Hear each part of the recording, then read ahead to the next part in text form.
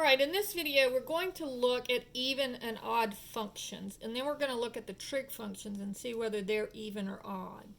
So if you recall when you took algebra, if I had y is equal to x squared, that looked like a parabola.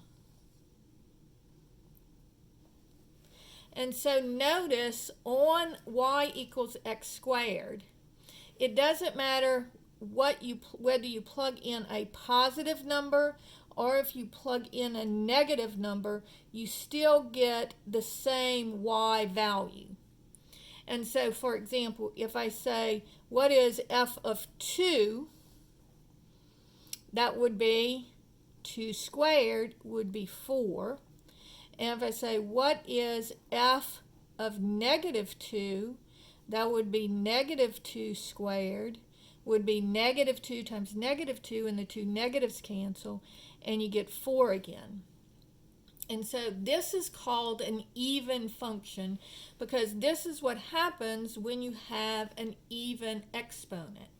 And so what it means mathematically, it says that f of x is equal to f of negative x.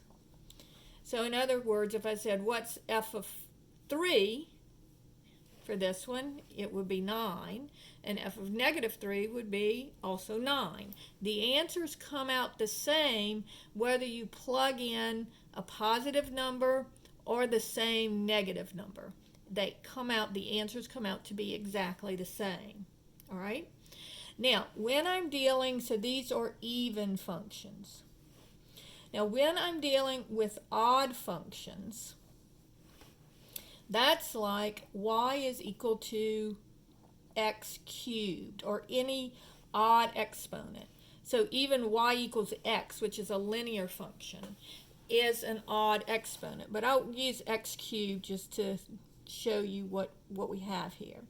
So if you recall, this looks like a snake. All right, and if I say, what is f of 1? Well, 1 cubed would be 1. But if I plug in negative 1,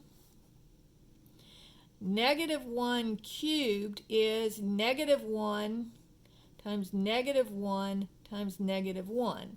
Now, these two negatives cancel, but I have one odd, since it's an odd number, I have one odd man out. I've got one left over. So this becomes negative 1.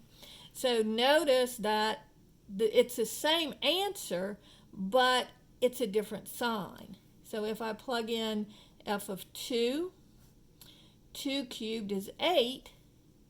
F of negative 2, negative 2 cubed is negative 8. Again, same answer, but opposite signs. So the way that they say that is f of x is equal to the opposite of f of negative x. So if I plug in a value for x, I would get the opposite sign if I plug in the value for negative x. All right? And so those are called odd functions. Now, we use these a lot in trig because when we're looking at our trig functions, okay, first of all, let's look at the sine of theta. All right, so what I'm going to do is I'm just going to use my calculator